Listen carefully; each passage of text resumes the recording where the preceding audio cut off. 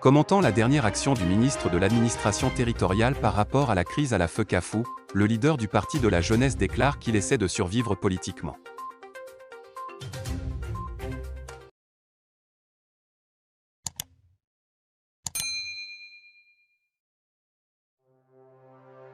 Un chauffeur civil critique vivement son patron.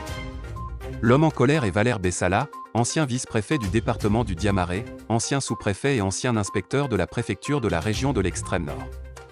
Ce matin, il a critiqué le départ du ministre de l'administration territoriale Paul Atanga NJ en lien avec la crise à la Feu-Cafou au micro d'ABK Radio. Je crois que l'actuel ministre de l'administration territoriale est la pire chose qui puisse arriver à la préfecture du Cameroun. Surtout la gestion de la zone à la tête de ce ministère est vraiment la pire. On voit désormais chez ce ministre et peut-être quelques autres patous comme ça que l'incompétence peut désormais prendre un visage dans le gouvernement de la République. Un ministre de l'administration territoriale n'est pas le ministre des Sports. Ce n'est même pas la tutelle des associations sportives, a insisté l'invité de l'antenne radiophonique émettant depuis Douala. Valère Bessala a poursuivi son propos en notant que ce sont les gouverneurs, préfets et sous-préfets qui sont concernés.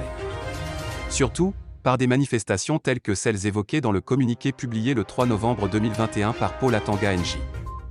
Valère Bertrand Bessala a déclaré ne pas comprendre qu'un ministre soit intéressé par une réunion par visioconférence, dans le nuage.